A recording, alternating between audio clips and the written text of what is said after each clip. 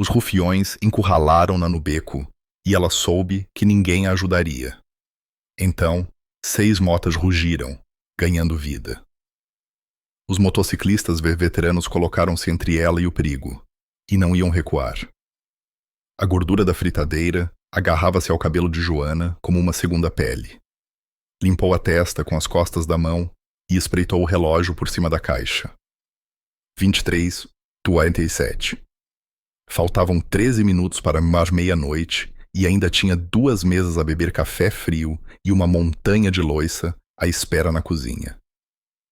Mesa 4 precisa de um reabastecimento, chamou Carlos, o cozinheiro da noite, pela janela da cozinha. A sua voz carregava o cansaço que ambos sentiam. Joana pegou na cafeteira e forçou um sorriso, que não sentia. O casal da mesa 4 mal olhou para cima enquanto ela servia. Nenhuma gorjeta esta noite, ela já podia adivinhar. Eram 3 turnos seguidos. O material escolar de Tiago não se ia comprar sozinho, e o aniversário dele era dali a 2 semanas. 9 anos. Ele queria uma bicicleta, uma de verdade, não mais uma encontrada numa venda de usados com rodas bambas. Apanhou seu reflexo na montra do café. Olheiras escuras, cabelo preso num coque desgrenhado. Quando é que tinha começado a parecer tão cansada? Os 28 anos não deviam parecer 40. A campainha por cima da porta tocou. Joana virou-se, cafeteira ainda na mão. 6 homens entraram, vestindo coletes de cabedal cobertos de emblemas. Motociclistas. O estômago dela apertou. A tasquinha do Zé não era propriamente um ponto de encontro de motociclistas, estando na Estrada Nacional 10, Almechne 10, entre lado nenhum e lugar nenhum. Mas ultimamente, mais motociclistas tinham parado. Eram sempre educados, sempre calados. Ainda assim, algo neles a deixava nervosa. Sentem-se onde quiserem, chamou ela, a voz mais firme do que se sentia. O homem da frente acenou com a cabeça. Tinha fios grisalhos na barba escura e olhos que pareciam reparar em tudo. O grupo instalou-se no grande recanto do canto, o cabedal a ranger enquanto se sentavam. Joana aproximou-se com os menus. Café, 6 chávenas, sem leite, disse o homem barbudo. E as tartes que restarem, maçã e cereja, traga as 2. As tartes inteiras, se puder prescindir delas. Joana levantou uma sobrancelha, mas não discutiu. Uma venda era uma venda. Já a trazer, ela voltou para a cozinha, aliviada. Pareciam inofensivos. Carlos já estava a encaixotar as tartes quando ela pegou nas canecas de café. Sentinelas da estrada, murmurou Carlos, acenando na direção dos motociclistas através da janela. Clube de veteranos. O meu irmão andava com eles antes de se mudar para os Açores. Pessoal porreiro. Se o dizes, respondeu Joana, mas sentiu um pouco da tensão a deixar os seus ombros. A hora seguinte passou num turbilhão de reabastecimentos e conversas curtas. Os motociclistas eram clientes fáceis, a brincar uns com os outros em voz baixa e a deixar a mesa mais limpa do que a maioria. Às 00:30, a tasquinha tinha esvaziado, exceto por eles. Carlos começou a rotina de fecho enquanto Joana limpava a última louça. Vou levar o lixo para fora, chamou ela a Carlos. Anda rápido. Quero fechar a 1. Joana pegou em 3 sacos de lixo cheios e abriu caminho pela porta das traseiras para o beco. O ar da noite atingiu-lhe o rosto, fresco e cortante. Ela deu-lhes as boas-vindas, após horas, na tasquinha abafada. O caixote do lixo estava a uns 5 metros de distância, iluminado por um único candeeiro de rua a piscar que mal afastava a escuridão. Estava a meio caminho do caixote do lixo quando ouviu vozes baixas. Vinham do fundo do beco, onde se abria para o parque de estacionamento da fábrica têxtil abandonada ao lado. Joana congelou. Algo naquelas vozes fez o cabelo da sua nuca eriçar. Devia virar-se, voltar para dentro, ocupar-se dos seus afazeres, mas a curiosidade puxou-a para a frente. Só um espreitar, só para se certificar de que não eram miúdos a meter-se em sarilhos. Ela rastejou mais perto, ficando nas sombras, perto do caixote do lixo. 3 homens estavam debaixo do candeeiro de rua variado da fábrica. Um deles segurava um saco de desporto preto. Mesmo a uns 6 metros de distância, Joana conseguia ver que estava a fazer volume com algo pesado. O homem abriu o fecho um pouco e os outros inclinaram-se para espreitar. Ela não conseguia ver o que estava lá dentro, mas a forma como se moviam, rápidos e nervosos, dizia-lhe tudo o que precisava de saber. Isto não estava certo. O que quer que estivessem a fazer não era legal. Vira-te, volta para dentro. Esquece que viste alguma coisa. Joana deu um passo cuidadoso para trás. O seu pé prendeu-se em algo, um pedaço solto de cartão, e ela tropeçou. O saco do lixo escorregou da sua mão e bateu no chão com um baque surdo. Os 3 homens viraram-se para o som. Quem está aí? Latiu um deles. O coração de Joana parou. Ela encostou-se ao caixote do lixo, a rezar para que as sombras a escondessem. Talvez não a tivessem visto, talvez pensassem que era um gato ou o vento. Vi algo a mover-se, disse outra voz. Passos a aproximar-se. O pânico inundou-a. Olhou à sua volta descontroladamente. A porta das traseiras estava a uns 9 metros. Ela nunca conseguiria. As chaves. Precisava das chaves para voltar para dentro. A sua mão tateou no bolso do avental, a tremer, e as chaves escorregaram-lhe pelos dedos. Bateram no pavimento com um tilintar metálico que ecoou pelo beco como um tiro. Ali! O grito veio de trás do caixote do lixo. Está alguém lá atrás! Joana não pensou. Ela correu. Os seus sapatos batiam no pavimento enquanto ela sprintava para a porta das traseiras. Atrás dela, ouviu passos pesados. Imprecaçou céu. Alguém a gritar para ela parar. A sua mão encontrou o puxador da porta. Trancada. Não, não, não, não. Ela tinha-a trancado atrás de si. Ela trancava sempre. Essa era a regra. Nunca deixar a porta das traseiras aberta durante um turno. Os passos estavam a aproximar-se. Ela bateu na porta. Carlos! Carlos! Abre!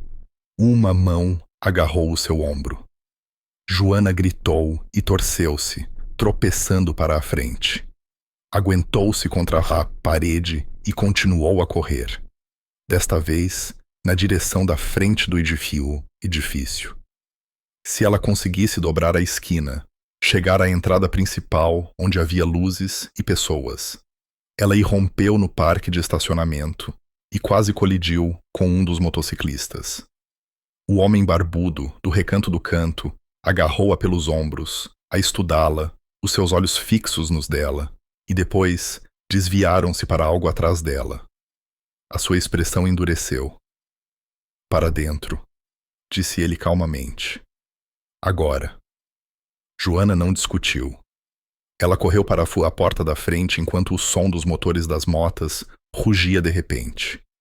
O homem barbudo virou-se para enfrentar o beco, no momento em que os 3 homens apareceram ao virar da esquina.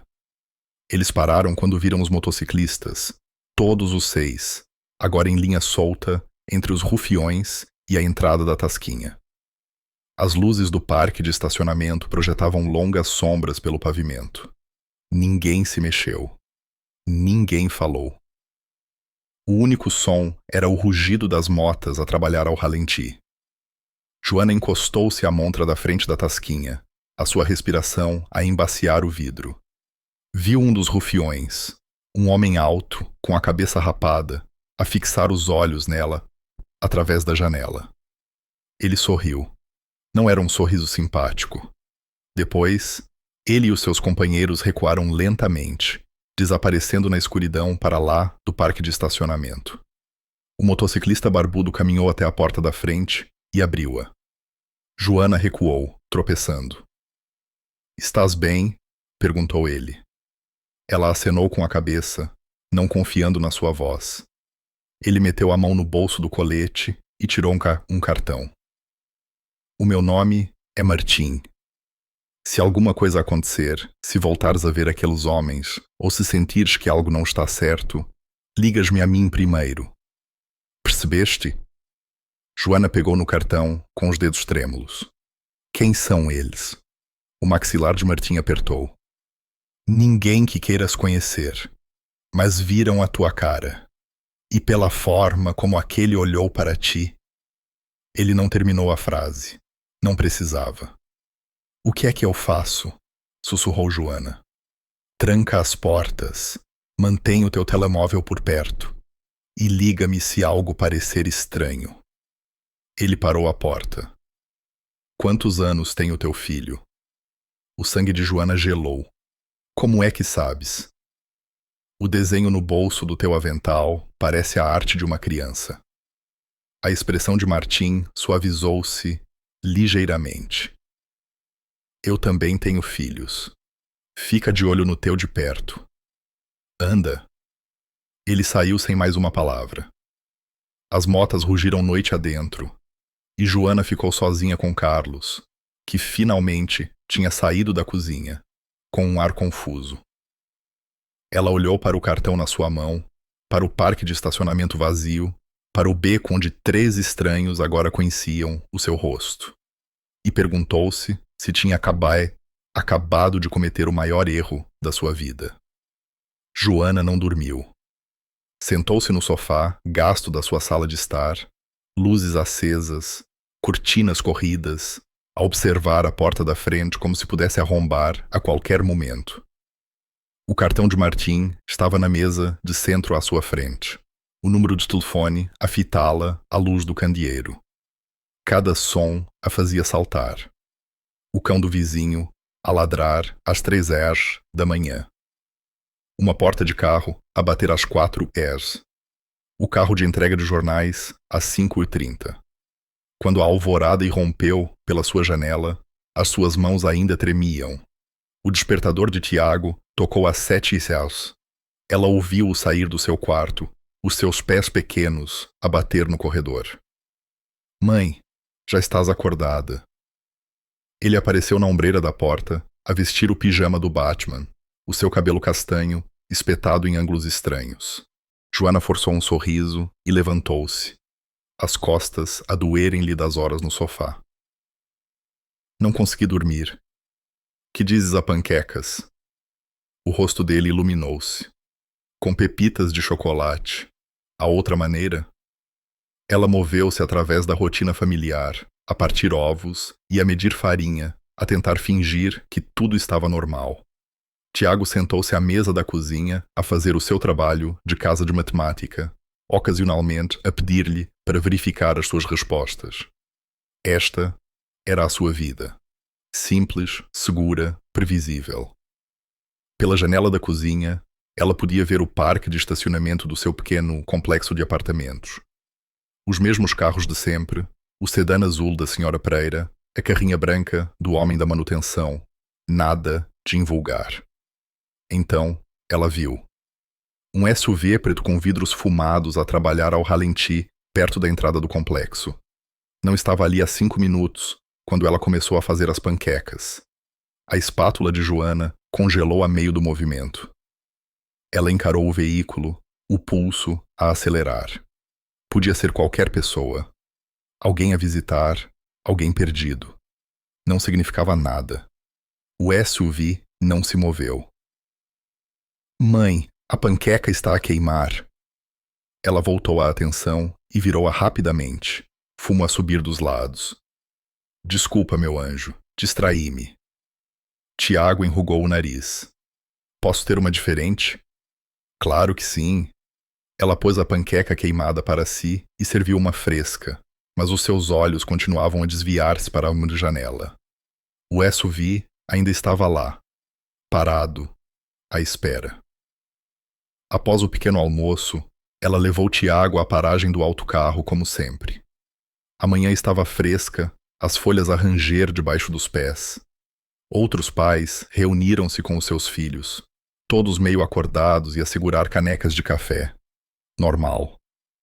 Tudo estava normal, exceto o SUV preto que se tinha movido para a esquina da rua, ainda o a trabalhar ao ralenti. Joana puxou Tiago para mais perto. Fica ao pé de mim, está bem?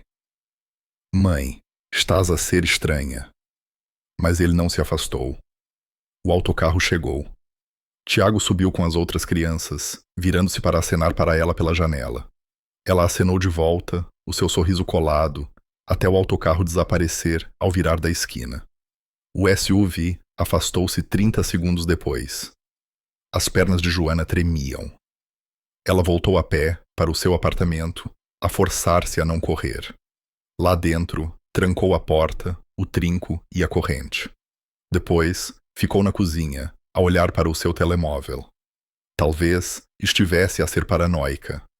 Talvez o SUV não tivesse nada a ver com a noite passada. Talvez... Algo branco chamou a sua atenção perto da porta. Um pedaço de papel. Não tinha reparado nele quando entrou. Joana aproximou-se devagar. Um envelope estava no chão, parcialmente por baixo da porta, como se alguém o tivesse deslizado pela fresta. O seu nome estava escrito na frente em letras maiúsculas, sem morada, sem selo. As suas mãos tremeram enquanto ela o pegava e o rasgava. Lá dentro estava uma única folha de papel com 6 palavras escritas nas mesmas letras maiúsculas. Cala-te ou o teu miúdo paga. O papel escorregou-lhe dos dedos. Ela recuou dele como se fosse venenoso. A sua respiração vinha em pequenos arquejos. Eles sabiam onde ela vivia. Eles sabiam sobre Tiago. Eles tinham estado aqui à porta dela enquanto ela estava a fazer panquecas. Ela pegou no telemóvel e ligou para o único número em que conseguia pensar. Não para Martim. Ainda não. A polícia. Era isso que as pessoas normais faziam. Iam à polícia. A esquadra da polícia era um edifício de tijolo atarracado no centro.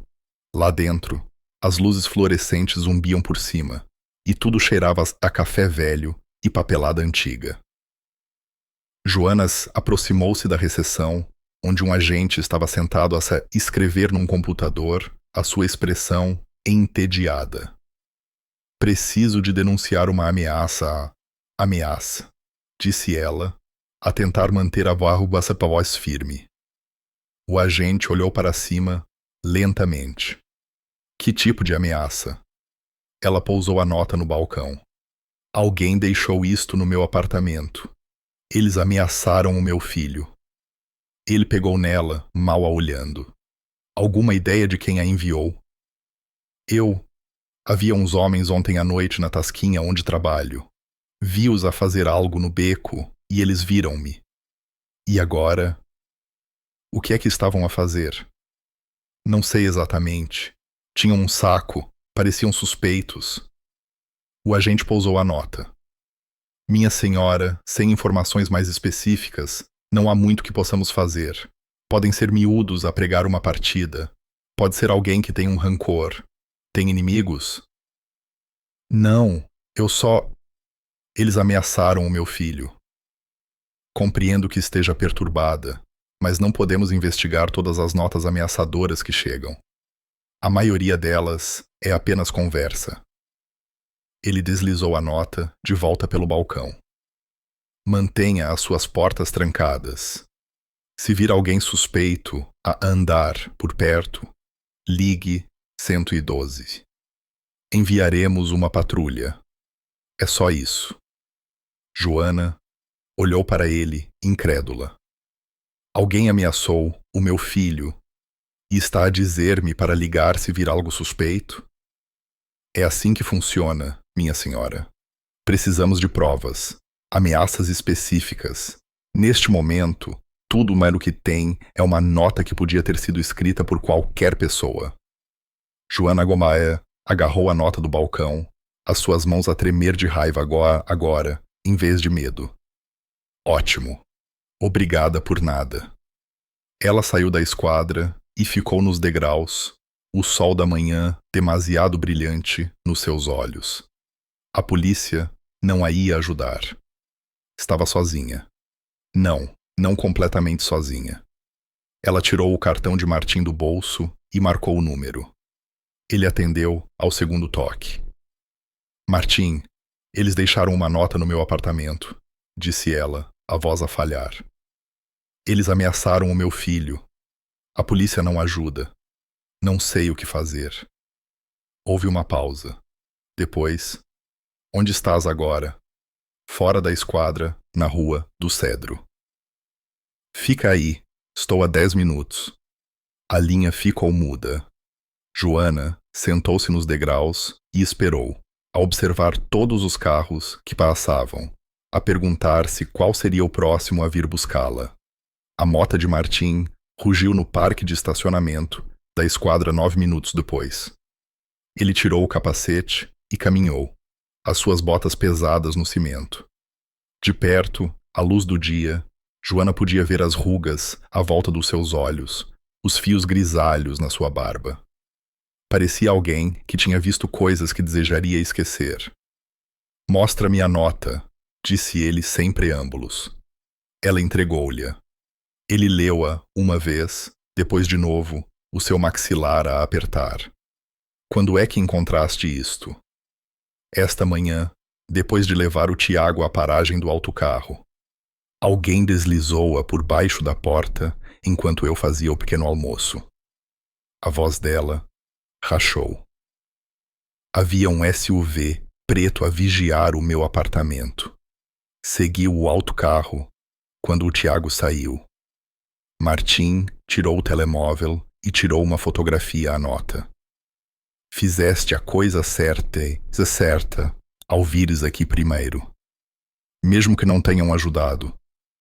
Ele olhou para a esquadra com algo parecido com nojo. Os policiais locais estão sobrecarregados ou, se não sabem com o que estão a lidar, não levam a sério. Mas tu sabes com o que estamos a lidar. Ele ficou calado por um momento. Sobe, precisamos de falar, mas não aqui. Joana olhou para o Amota. A não ser que queiras ter esta conversa nos degraus da esquadra, onde qualquer um nos pode ouvir. Ela hesitou e depois subiu para trás dele. Martim entregou-lhe um capacete sobressalente e esperou que ela o apertasse antes de ligar o motor. A mota rugiu debaixo dela. E de repente estavam em movimento, o vento a chicotear enquanto deixavam o centro da cidade para trás. Eles andaram de mota durante 15 minutos, passando pela autoestrada e entrando numa zona industrial que Joana mal reconheceu. Martim parou no parque de estacionamento do que parecia ser uma garagem automóvel abandonada. A placa por cima das portas dizia Oficina Sentinela, mas faltavam metade das letras. Isto é o vosso clube? Perguntou Joana enquanto desmontava. Base de operações. Martim abriu uma porta lateral e conduziu-a para dentro. O interior não era nada como ela esperava. Sim, havia motas em vários estados de reparação, ferramentas penduradas em painéis e o cheiro a óleo de motor. Mas também havia uma grande mesa de conferências coberta de papéis, uma parede de armários de arquivo e vários computadores montados num canto. Parecia menos um clube de motociclistas e mais um centro de comando. Outros 2 motociclistas estavam lá dentro. Um estava a trabalhar num portátil, o outro a organizar ficheiros. Ambos olharam para cima quando Martim entrou. Joana, estes são Rui Torres e Simão. São parte dos sentinelas. Martim gesticulou para a sua mesa de conferências. Senta-te. Precisamos de explicar algumas coisas. Joana sentou-se devagar, sentindo-se deslocada nos seus jeans gastos e uniforme de tasquinha. O que é este lugar, na verdade? Martim tirou uma pasta de um dos armários de arquivo e pousou-a na mesa à frente dela. Lá dentro estavam fotografias. Os mesmos 3 homens do beco. Locais diferentes, datas diferentes, mas inconfundivelmente eles. Não somos apenas um clube de motociclismo, disse Martim. A maioria de nós é veterana. Polícia militar, investigadores, informações. Quando saímos, descobrimos que as autoridades estavam sobrecarregadas, com falta de pessoal e enterradas em burocracia. Então, formamos os sentinelas. Ajudamos em casos que passam despercebidos. Casos arquivados, operações de contrabando, coisas para as quais os polícias locais não têm recursos. Rui Torres falou do seu portátil. Temos estado a seguir esta equipa há 8 meses. Estão a realizar uma operação de contrabando através da antiga fábrica têxtil, principalmente produtos farmacêuticos, talvez armas. Não conseguimos chegar perto o suficiente para confirmar. Joana olhou para as fotos. O homem de cabeça rapada do beco olhou para ela de uma foto de vigilância. Por que é que não os prenderam? Porque não somos policiais, disse Simão categoricamente. Reunimos informações e passamos para as autoridades, mas sem provas concretas, sem uma testemunha que os possa colocar numa cena de crime, não há nada para processar. A percepção atingiu Joana como água fria. É por isso que me estão a ajudar. Não sou apenas alguém que eles ameaçaram, sou a vossa testemunha. Martim acenou com a cabeça lentamente. Viste-os ontem à noite com aquele saco de desporto. Podes identificá-los. Isso é mais do que tivemos em 8 meses de vigilância. Mas eu não vi o que estava no saco. Não sei o que estavam a fazer. Não importa. Viste uma troca. Podes colocá-los naquele local numa hora específica. Combinado com a nossa vigilância, é o suficiente para obter um mandado. O suficiente para começar a construir um caso real. O estômago de Joana deu voltas. E é por isso que ameaçaram o Tiago. Porque se eu testemunhar, a operação deles desmorona-se. Sim. Ela levantou-se, abruptamente, a cadeira a raspar no chão de cimento. Então não vos posso ajudar. Não vou arriscar abusar a vida do meu filho. Se não nos ajudares, disse Rui Torres calmamente, eles vão assumir que já falaste. A ameaça não desaparece só porque ficas em silêncio. Viram a tua cara. Sabem que trabalhas naquela tasquinha. Sabem onde vives. Ele fez uma pausa. Eles vão atar as pontas soltas, eventualmente. É isso que pessoas como eles fazem. As palavras pairaram no ar como fumo. Joana sentiu-se encurralada, como se as paredes estivessem a fechar-se em todas as direções. Então, o que é que devo fazer? Vou à polícia e eles não se importam. Vem a vocês e querem usar-me como isco. Onde é que isso deixa o Tiago? Martim levantou-se e contornou a mesa para o pai encarar. A sua voz era firme, mas não cruel. Deixa-o com uma mãe que está a ser vigiada. Podemos proteger-vos, a ambos, mas precisamos da tua cooperação. Como? Como podem possivelmente proteger-nos de pessoas assim? Temos recursos, contactos nas autoridades que realmente se importam, casas seguras, se for o caso, e equipamento de vigilância que é melhor do que o que a esquadra local tem. Ele tirou um pequeno telemóvel do bolso. Isto é um telemóvel descartável, não rastreável. O meu número está programado. Mantém-no contigo a toda hora. Se algo parecer errado, ligas imediatamente. Joana pegou no telemóvel. O seu peso era estranho na sua mão. Isto é insano. Há uma semana, o meu maior problema era pagar a prenda de aniversário do Tiago. Eu sei, e lamento que tenha sido arrastada para isto, mas estás cá dentro agora, quer queiras, quer não. A expressão de Martim suavizou-se ligeiramente. Falei a sério ontem à noite.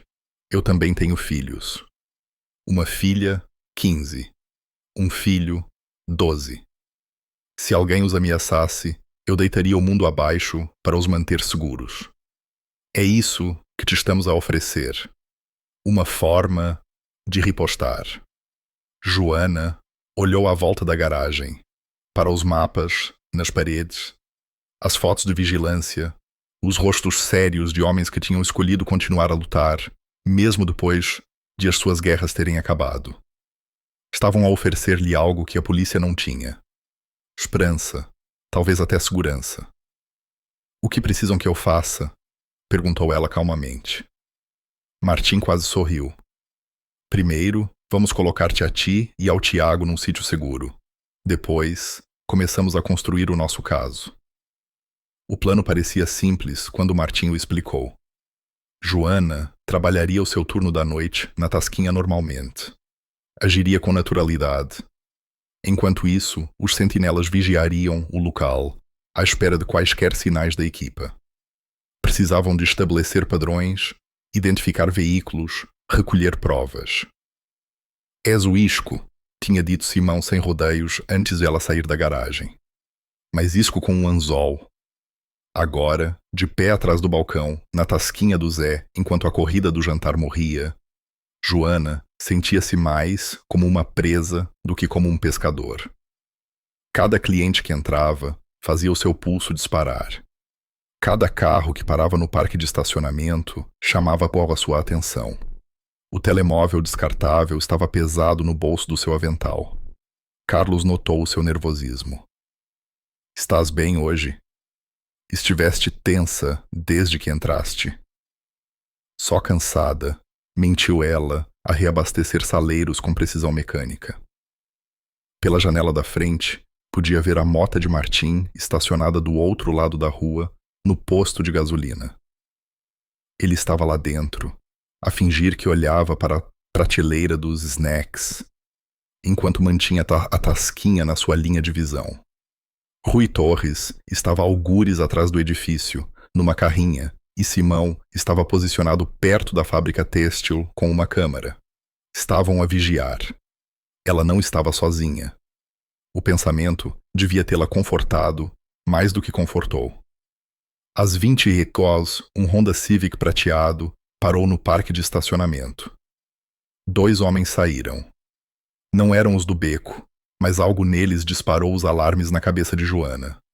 Eram demasiado alertas, demasiado vigilantes. Um deles olhou para o beco antes de entrar na tasquinha. Sentaram-se ao balcão, mesmo à frente dela. Café? Perguntou Joana, a sua voz firme, apesar do seu coração a martelar. 2 chávenas e o que estiver quente na cozinha, disse o que estava mais perto. Tinha uma cicatriz fina a descer pela bochecha esquerda e olhos que se demoraram no seu crachá com o nome 1 segundo a mais. És a Joana. O sangue dela gelou. É o que diz o crachá. Trabalhas cá todas as noites, na maioria das noites. Por quê? O homem encolheu os ombros. Só a meter conversa. Cidade pequena. Toda a gente se conhece, certo? Algo assim. Ela serviu o café deles com as mãos que queriam tremer e forçou-se a não correr para a cozinha. Em vez disso, caminhou calmamente até a janela de pedidos. Carlos, 2 pratos do dia. Pela janela, Joana viu Martim a entrar na tasquinha. Ele sentou-se num recanto, com uma vista clara para o balcão, e tirou o telemóvel, aparentemente absorto no ecrã, mas Joana viu seus olhos a piscarem na direção dos 2 homens a cada poucos segundos. O telemóvel descartável vibrou no seu bolso. Uma mensagem de texto. Mantenha calma, estamos a gravar tudo. Ela tirou o telemóvel apenas o suficiente para ler a mensagem, depois voltou a guardá-lo. Os 2 homens comeram a sua refeição em relativo silêncio, ocasionalmente a murmurar um para o outro. Joana tentou ouvir sem ser óbvia, apanhando apenas fragmentos. Amanhã à noite, o shipman chega. Certifica-te. Quando terminaram, o homem com a cicatriz deixou uma nota de 20 no balcão. Demasiado para 2 cafés e 2 pratos do dia. Fica com o troco. Toma cuidado, Joana. Parecia um aviso. Eles saíram. Joana exalou lentamente e agarrou o seu telemóvel. Em segundos, Martim estava ao balcão. Eram eles, sussurrou ela. Não os do beco, mas estão ligados. Eu sei que sim. Tenho fotos. Rui Torres está a seguir o veículo deles. A voz de Martim estava calma, firme. Fizeste bem. Continua a trabalhar. Mas as mãos de Joana não paravam de tremer. Ela deixou cair uma caneca de café e esta partiu-se no chão num spray de cacos de cerâmica. Não consigo fazer isto, respirou ela. Martim, não consigo. Sim, consegues. Ele inclinou-se mais perto, a sua voz a baixar. És mais forte do que pensas. E não estás sozinha. Às 22h, o turno de Joana terminou. Martim insistiu em segui-la para casa, na sua mota, ficando a 3 carros de distância, mas sempre visível no espelho retrovisor. Quando ela parou no seu complexo de apartamentos, ele circulou o quarteirão 2 vezes antes de estacionar. Tudo limpo, disse ele quando ela saiu do carro. Mas vou deixar alguém aqui durante a noite. Rui Torres estará na carrinha do outro lado da rua. Por quanto tempo? O tempo que for preciso. Joana olhou para a janela do seu apartamento, onde podia ver a luz noturna de Tiago a brilhar. A senhora Pereira, da porta ao lado, estava-se a tomar conta dele, como fazia sempre que Joana trabalhava até tarde. Tudo parecia normal, pacífico. Eles mencionaram uma remessa, disse Joana de repente. Amanhã à noite, ouvi-os a falar. A expressão de Martim aguçou-se. Tens a certeza? Não os detalhes, mas disseram remessa chega e amanhã à noite, na mesma frase. Ele tirou o telemóvel e escreveu rapidamente. Essa é uma boa informação. Se os conseguirmos apanhar em flagrante com uma remessa, isso é tudo o que precisamos. O que queres que eu faça amanhã? Nada. Fica em casa com o Tiago. Deixa-nos tratar da vigilância. Ele fez uma pausa. A não ser que te contactem de novo. E se o fizerem, ligas-me imediatamente. Não interajas. Não tentes resolver tu mesma. Joana acenou com a cabeça, subitamente exausta. A adrenalina que a tinha levado através do turno estava a esvair-se, deixando apenas medo e fadiga. Ela subiu e dispensou a senhora Pereira com agradecimentos profusos e mais 20 que ela mal podia pagar. Tiago estava a dormir na sua cama, um braço enrolado no seu dinossauro de peluche. Ela ficou na ombreira da porta por um longo momento, a observar a subida e descida constante da sua respiração. O que é que ela estava a fazer? A envolver-se com motociclistas, criminosos e operações de vigilância. Ela era uma empregada de mesa, uma mãe solteira. Fazia panquecas, servia café e tentava poupar o suficiente para material escolar. Mas Rui Torres tinha razão. Estas pessoas conheciam o seu rosto, sabiam onde ela vivia. Ficar em silêncio não os faria esquecer-se dela. Apenas a tornaria um alvo mais fácil. O telemóvel descartável vibrou. Outra mensagem de texto de Martim. Descansa. Estamos a proteger-te. Joana vestiu o pijama e deitou-se na sua cama, mas o sono parecia impossível. Pela sua janela, podia ver a carrinha onde Rui Torres estava sentado, apenas visível nas sombras, a vigiar, a proteger. Ela tinha feito a sua escolha, agora só tinha de sobreviver. Amanhã à noite, algo ia acontecer na fábrica têxtil. Os sentinelas estariam lá e, de alguma forma, sem saber exatamente como aconteceu, o testemunho de Joana tinha se tornado o ponto-chave para desmantelar toda uma operação de contrabando. O seu telemóvel vibrou de novo, não o descartável desta vez, mas o seu telemóvel normal, um número desconhecido. O seu estômago apertou enquanto ela abria a mensagem. Sabemos o que estás a planear. Volta atrás ou o Tiago paga o preço. Este é o teu último aviso. Anexada estava uma foto. Tiago na paragem do autocarro naquela manhã. Alguém o tinha estado a seguir, a fotografá-lo. O grito de Joana trouxe Rui Torres a correr. Rui Torres irrompeu pela porta do apartamento, de arma em punho. Martim estava logo atrás dele, tendo sprintado da sua posição mais abaixo no quarteirão. Joana estava sentada na cama, a tremer, a segurar o telemóvel como se fosse uma cobra viva. Martim pegou nele, o seu rosto a escurecer, enquanto lia as mensagens e via a foto. Quando é que isto chegou? Acabou de chegar. Há 30 segundos. A voz de Joana era apenas um sussurro. Eles estavam a vigiá-lo esta manhã. Eles sabem tudo. Faz uma mala, disse Martim firmemente. Tu e o Tiago. O suficiente para alguns dias. Não vais ficar aqui. Onde? Casa segura. 30 minutos fora da cidade. É segura. Ele já estava ao telemóvel a ligar a Simão. Estamos a movê-los esta noite. Sim, agora. Joana moveu-se em piloto automático, a tirar um saco de desporto do seu armário e a enchê-lo com roupas para Tiago e para ela. Escovas de dentes, o trabalho de casa de Tiago, o seu dinossauro de peluche. A sua mão tremia tanto que mal conseguia fechar o fecho do saco. Rui Torres acordou Tiago gentilmente, que pestanejou sonolento, confuso. Mãe, o que é que está a acontecer? Vamos fazer uma pequena viagem, meu amor. Só por uns dias. Mas agora é noite. Eu sei. É uma aventura. A voz dela falhou na última palavra. 20 minutos depois, estavam na carrinha de Martim.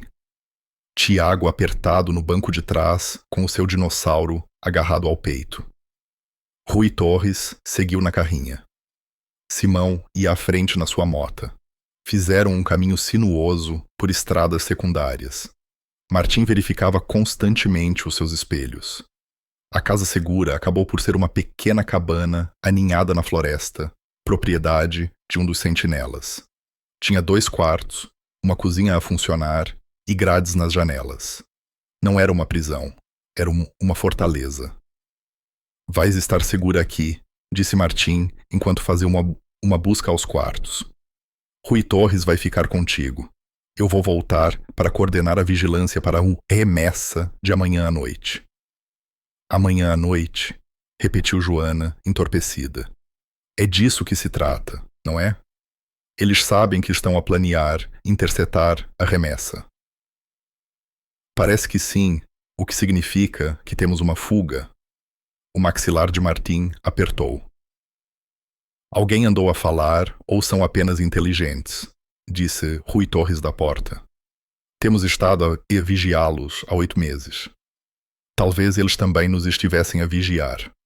O pensamento enviou gelo pelas veias de Joana. Martim ajoelhou-se ao nível de Tiago. Olá, amigão. Sei que isto é assustador, mas o Rui Torres vai garantir que nada de mal acontece. Ele é dos bons. Tiago olhou para Rui Torres com os olhos arregalados. És um soldado? Eu era fuzileiro. Agora ajudo pessoas como a tua mãe. A minha mãe está com problemas? Rui Torres olhou para Joana, depois de volta para Tiago. A tua mãe é muito corajosa, e vamos garantir que ela fica segura. Depois de Martim sair, Joana aninhou Tiago na cama, no quarto mais pequeno. Ele adormeceu em minutos, exausto pela estranheza da noite. Ela invejou-lhe essa fuga. Na sala de estar, Rui Torres estava a montar um portátil e equipamento de comunicação. Tenta descansar um pouco. Amanhã vai ser intenso. Como posso descansar? Eles estão lá fora. Sabem onde o Tiago vai à escola. Eles sabem... A voz dela quebrou. Sabiam, corrigiu Rui Torres. Tempo passado. Neste momento, não sabem onde estás. E amanhã à noite, Quando estiverem concentrados na sua remessa, vamos acabar com isto. Pareces muito confiante. Eu estou. Martim coordenou com uma inspetora que realmente se importa. Não os locais que te ignoraram, mas alguém da polícia judiciária. Amanhã à noite terão um mandado. Polícias a sério, apoio a sério. Isto já não somos só nós. Joana afundou-se no sofá. E se algo correr mal? Então, adaptamo-nos. É isso que fazemos. Rui Torres puxou feeds de vigilância no seu portátil. Múltiplos ângulos de câmara da fábrica têxtil e da área circundante. Vês isto? Temos estado de olho naquele edifício há semanas. Conhecemos os seus padrões. Quando se movem, com quem se encontram. Amanhã à noite, eles pensam que estão a fazer uma recolha de rotina. Em vez disso, estão a entrar numa jaula. E a fuga? Se alguém lhes disse sobre a tua vigilância, então estarão à nossa espera na fábrica. E é por isso que Martim está a montar uma posição secundária. Teremos pessoas que eles não conhecem em lugares que não esperam. Ele olhou para ela, seriamente. Fizeste a tua parte, Joana. Deste-nos a informação de que precisávamos. Agora, deixa-nos fazer a nossa. O dia seguinte arrastou-se com lentidão agonizante. Joana tentou manter Tiago ocupado com jogos de cartas e filmes na televisão antiga da cabana, mas a sua mente estava a quilômetros de distância, na fábrica têxtil, onde Martim e os outros estavam a montar a sua armadilha. O telemóvel descartável permaneceu em silêncio até às 16h. Depois, em posição. A operação começa às 22h. Fiquem onde estão. Às 21h30, Rui Torres recebeu uma chamada. Ele saiu para atender e, quando voltou, a sua expressão estava sombria. O quê? Perguntou Joana imediatamente. Mudança de planos. A remessa está a chegar a um local diferente. Não é a fábrica. Um armazém antigo, junto às docas. Como é que sabes? Estivemos a monitorizar as comunicações deles. Mudaram de local há 1 hora. Martim pensa que nos estão a testar, a ver se temos os telemóveis deles sob escuta. Tem? Rui Torres sorriu com desdém. Não legalmente, mas temos outras formas. Joana observou pela janela, enquanto Rui Torres coordenava por texto com a equipa. O sol tinha-se posto e a escuridão pressionava as janelas da cabana como algo vivo. Algures lá fora, Martim e os outros estavam a reposicionar-se, a correr contra o tempo. Às 22h15, o telemóvel de Rui Torres tocou. Ele atendeu, ouviu. Depois o seu rosto ficou pálido. Repete isso. Joana levantou-se. O que é? Rui Torres levantou uma mão a ouvir atentamente. Entendido. Estamos seguros aqui. Ele desligou e imediatamente começou a verificar os trincos das portas e janelas. Rui Torres, o que é que está a lhe acontecer? O armazém era uma farsa. A remessa verdadeira ainda está na fábrica. Ele tirou a sua arma do coldre e verificou o carregador. E 3 homens acabaram de deixar as docas, a dirigir-se nesta direção. Estão à vossa procura. O sangue de Joana transformou-se em gelo. Como é que eles saberiam? A fuga. É pior do que pensamos. Rui Torres moveu-se para a janela, espreitando através das cortinas. Martim está suíte a enviar apoio, mas estão a 20 minutos de distância. Precisamos de proteger este local agora. Tiago, fica com ele. Tranca a porta do quarto. Se alguém passar por mim, leva-o pela janela. Há um trilho pela floresta que leva à casa de um vizinho a meio quilômetro para norte. Consegues fazer isso? Joana acenou com a cabeça, a sua garganta demasiado apertada para palavras. Ela correu para o quarto e trancou a porta atrás de si. Tiago ainda estava a dormir, o seu pequeno rosto pacífico na luz fraca. Ela foi até a janela e destrancou-a silenciosamente, verificando a queda, talvez 2 metros, controlável, se fosse preciso. Da sala de estar veio o som de Rui Torres a mover móveis, a barricar a porta. Depois, silêncio. A espera. Joana sentou-se na cama, ao lado de Tiago, uma mão no seu ombro, a outra soou a segurar o telemóvel descartável. O seu coração batia tão forte que pensou que poderia rebentar. Minutos passaram como horas. Então ela ouviu o ranger de pneus no cascalho, uma porta de carro a bater, vozes lá fora, baixas, cautelosas. A voz de Rui Torres ecoou. Isto é propriedade privada. Virem e vão-se embora. Um tiro estilhaçou a noite. Joana agarrou Tiago, que acordou com um grito. Mãe, temos de ir, agora! Ela puxou-o para hastear a janela, atirou-a aberta e empurrou-o para fora. Ele caiu no chão com um guincho. Ela seguiu-o, aterrando com força no seu tornozelo, mas forçando-se a continuar a mover-se. Mais tiros! Gritos. Rui Torres estava a detê-los, mas por quanto tempo? Corre! Disse ela a Tiago. Para as árvores, eles correram. A floresta estava escura como breu. O telemóvel de Joana projetou um feixe fino através da escuridão enquanto ela puxava Tiago atrás dela. Ramos a chicotear os seus rostos. Atrás deles, mais tiros ecoaram pela noite, rápidos, desesperados. Mãe, estou com medo, soluçou Tiago, a tropeçar nas raízes. Eu sei, meu anjo. Continua a mover-te. Continua. O seu tornozelo gritava a cada passo, mas ela não abrandou. Meio quilômetro. Rui Torres tinha dito. Meio quilômetro para norte até a casa do vizinho. Mas para que lado era o norte? O pânico tornava difícil pensar, difícil respirar. O tiroteio parou. O silêncio repentino foi pior do que o barulho. Significava que Rui Torres tinha vencido, ou Joana não se conseguia permitir terminar esse pensamento. Ali, apontou Tiago. Através das árvores, ela podia ver uma luz de alpendre. A casa do vizinho. Eles irromperam da linha das árvores para uma pequena clareira. A casa era velha, a tinta a descascar, mas as luzes brilhavam nas janelas. Joana bateu na porta, ofegante.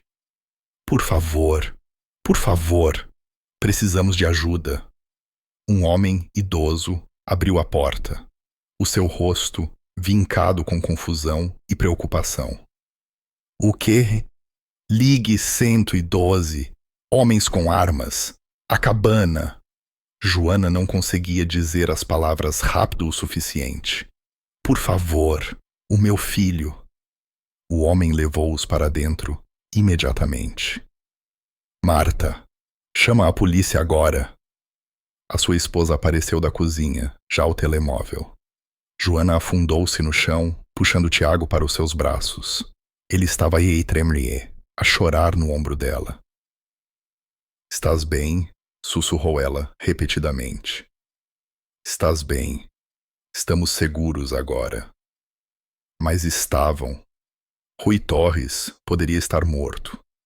Os homens podiam estar a vir pela floresta agora. Aguarde. E Martim? Onde estava Martim? O telemóvel descartável tocou. Ela tateou por ele, com as mãos a tremer. Joana. A voz de Martim estava tensa, controlada. Onde estás? Casa do vizinho. Norte da cabana. Rui Torres. Houve tiros. Rui Torres está vivo. Levou um tiro no ombro, mas está consciente. O apoio acabou de chegar. Onde é que estás, exatamente? Ela passou o telemóvel ao homem idoso. Ele deu a morada, enquanto Joana segurava Tiago a embalá-lo. gentilmente. Marta trouxe-lhes cobertores e chá quente. Nenhum dos dois conseguia beber. 10 minutos depois, faróis inundaram a entrada. A carrinha de Martim guinchou até parar, seguida por 2 carros da polícia. Martim irrompeu pela porta, os seus olhos encontrando Joana imediatamente. Estás magoada? Ela abanou a cabeça. E o Tiago? Martim agachou-se ao nível de Tiago. Olá, amigão. Foste ótimo. A tua mãe foi ótima. Tiago olhou para ele com os olhos vermelhos. Os homens maus estão a ser tratados. Prometo. A voz de Martim era gentil, mas os seus olhos estavam fixos. Ele olhou para Joana. Apanhamos 2 deles na cabana. O terceiro fugiu. A polícia judiciária tem barreiras na estrada. Não vai longe. Como é que nos encontraram? A voz de Joana estava vazia. O maxilar de Martim cerrou. É o que precisamos de descobrir. Mas por agora, vamos mover-vos novamente para um sítio que eles definitivamente não conhecem. 1 hora depois, estavam no quartel da polícia judiciária, numa sala de conferências segura. Tiago dormia num sofá no canto, finalmente exausto, até a inconsciência. Uma inspetora, chamada Sofia Mendes, sentou-se em frente a Joana. A sua expressão era simpática, mas profissional. Sei que passaste por um inferno esta noite, disse Sofia. Mas precisamos da tua declaração. Tudo o que viste, tudo o que aconteceu. Joana falou. Contou-lhe sobre o beco, o saco de desporto, os homens na tasquinha, a nota ameaçadora, a foto de Tiago, o ataque à cabana. A sua voz estava mecânica, separada, como se estivesse a descrever algo que aconteceu a outra pessoa. Sofia tirava notas, ocasionalmente fazendo perguntas de esclarecimento. Quando Joana terminou, a inspetora recostou-se. Os 2 homens que prendemos na cabana estão a falar, a tentar fazer acordos. Confirmaram a operação da fábrica têxtil e entregaram a localização da remessa real desta noite. Ela olhou para Martim. A vigilância da tua equipa ajudou-nos a obter um mandado. Os agentes estão a avançar para o armazém agora. E a fuga? Perguntou Martim. A expressão de Sofia endureceu. Isso está a ser tratado internamente. Alguém tinha acesso a informações que não devia. Vamos encontrá-los. Um agente uniformizado bateu à porta e entrou, entregando um telemóvel a Sofia. Ela ouviu o seu rosto ilegível. Depois, ela sorriu. O primeiro sorriso real que Joana tinha visto a noite toda. Apanhamo-los, a todos. O armazém, a remessa, o líder da quadrilha, tudo. Ela olhou para Joana. Acabou. As palavras não pareciam reais. Joana olhou para ela, à espera da armadilha. Do outro sapato a cair. Os homens que te ameaçaram estão sob custódia, continuou Sofia. Os que atacaram a cabana estão acusados de tentativa de homicídio. A organização está desmantelada. Está segura. Segura? Quando é que ela se tinha sentido segura pela última vez? Martim pousou a mão no ombro dela. Conseguiste. O teu testemunho, a tua cooperação, ajudaste a desmantelar uma operação que estava a decorrer há 2 anos.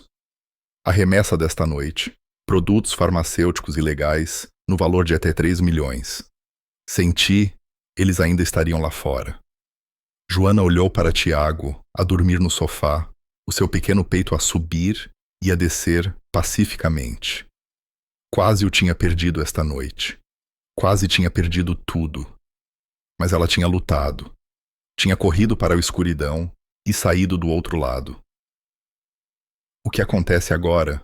Perguntou ela calmamente. Agora voltas para casa, disse Sofia.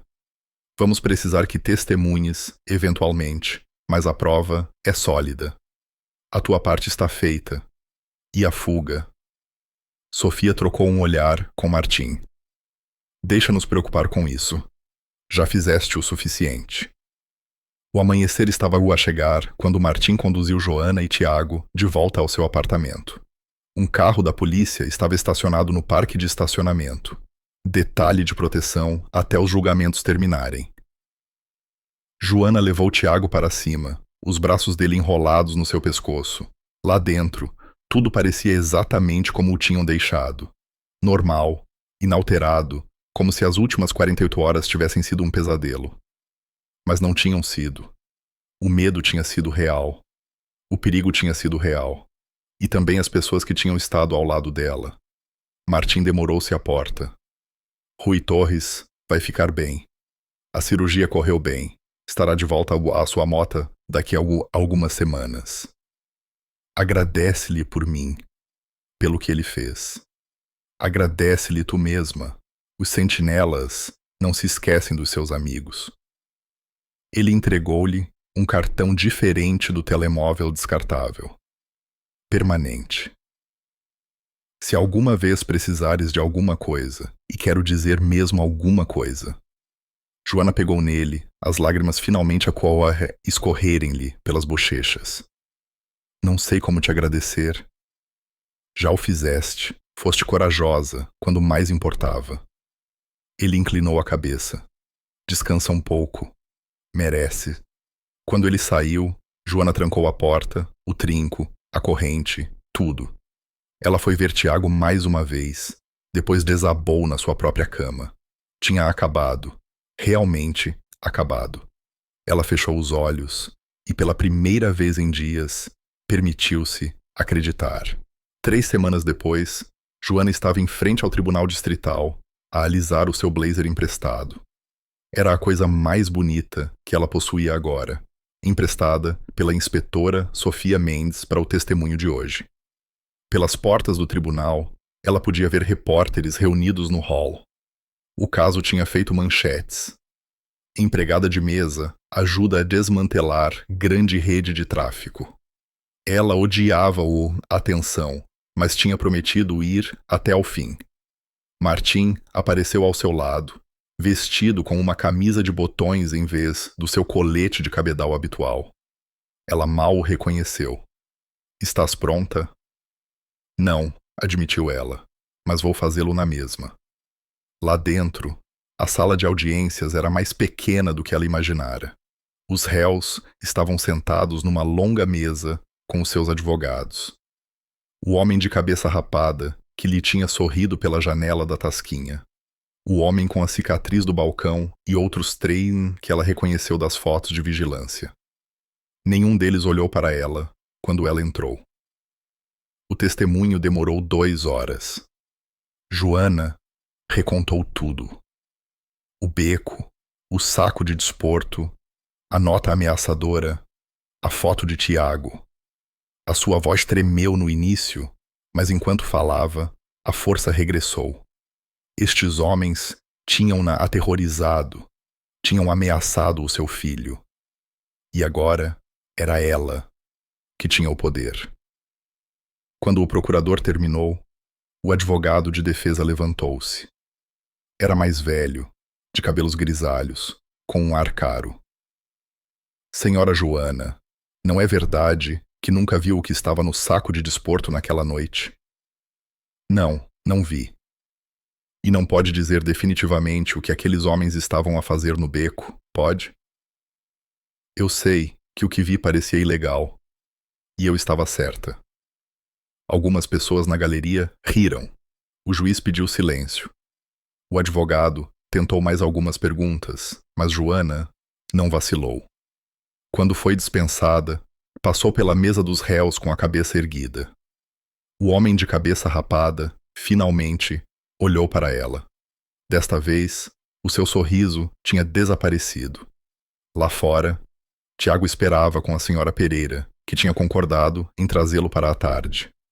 Ele correu para ela imediatamente. Contaste-lhes, mãe? Contaste-lhes sobre os homens maus? Contei, meu amor. Vão para sua prisão? Sim, por muito tempo. A inspetora Sofia Mendes saiu do tribunal com um ar satisfeito. Foi um excelente testemunho. A defesa já está a falar em acordos de confissão. Selaste o caso. E a fuga? Perguntou Joana. Descobriram quem lhes disse sobre a casa segura? A expressão de Sofia escureceu. Descobrimos. Um operador de comunicações na esquadra local. Ele estava a ser pago por eles há 6 meses. Foi preso. Ela fez uma pausa. Lamento que não tenhamos percebido mais cedo. Tu e o teu filho podiam ter... Mas não fomos, interrompeu Joana. Estamos bem. E eles estavam. A terapia ajudou, tanto para ela como para Tiago. Os pesadelos estavam a desvanecer-se. Tiago tinha parado de verificar, debaixo da cama, todas as noites. Joana tinha parado de saltar a cada porta de carro, a bater. 2 dias após o julgamento, Joana entrou no seu novo emprego. Não na tasquinha do Zé. Ela tinha se despedido no dia seguinte ao testemunho no tribunal. Em vez disso, estava a começar no café matinal, um lugar claro e alegre perto da escola de Tiago. Melhores horários, melhores gorjetas, mais perto de casa. A proprietária, uma mulher simpática chamada Sara, mostrou-lhe o local. Foste muito bem recomendada, disse Sara. A inspetora Mendes ligou pessoalmente. Joana sorriu. Pequenas gentilezas. Era isso que a fazia seguir em frente. Naquela noite, ela foi buscar Tiago à escola e voltaram a pé para casa juntos. Ele tagarelava sobre o seu dia, sobre o projeto de ciências em que estava a trabalhar, sobre a equipa de futebol a que queria juntar-se. Coisas normais de um miúdo de 9 anos. Coisas bonitas, aborrecidas, normais. Enquanto se aproximavam do seu apartamento, Joana ouviu o rugido familiar. 6 motas pararam no parque de estacionamento. Martim a liderar os sentinelas da estrada. Estacionaram e desmontaram. E Rui Torres cocheou, o seu braço ainda numa sling. Soubemos que arranjaste um novo emprego, disse Martim. Pensamos em celebrar. Trouxeram pizza, 3 caixas grandes, e encheram o seu pequeno apartamento como se fosse a coisa mais natural do mundo. Simão ensinou a Tiago um aperto de mão complicado. Rui Torres mostrou-lhe fotos da sua mota. Martim ajudou Joana a pôr pratos e guardanapos. Não precisavam de fazer isto, disse Joana calmamente a Martim. Sim, precisávamos. És família agora. É assim que funciona. Família. A palavra envolveu-a como um cobertor quente. Após o jantar, Tiago perguntou a Rui Torres sobre ser fuzileiro, os seus olhos arregalados de fascínio. Os motociclistas contaram histórias engraçadas, cuidadosamente editadas para ouvidos jovens, e Tiago riu até lhe doerem os lados. Quando finalmente partiram, Martim foi o último a sair. À porta, ele virou-se. O fundo da bicicleta, disse ele, tirando um envelope do bolso. De todos nós. Joana abriu-o. Lá dentro estavam 500 em dinheiro. Nós não podemos... O aniversário do Tiago é na próxima semana, certo? Toda criança merece uma bicicleta a sério. O sorriso de Martim era genuíno. Além disso, ajudaste-nos a fechar um caso que perseguíamos há meses. Considera-o uma taxa de consultoria. Lágrimas turvaram a sua visão. Obrigada por tudo. Obrigado por confiares em nós. Ele parou no limiar. Sabes onde nos encontrar se precisares de alguma coisa. E Joana, és mais forte do que pensavas. Não te esqueças disso. Depois de ele sair, Joana trancou a porta, trinco, corrente, tudo. Ela foi ver Tiago mais uma vez, depois desabou na sua própria cama. Tinha acabado. Realmente acabado. No sábado seguinte, foram à loja de bicicletas.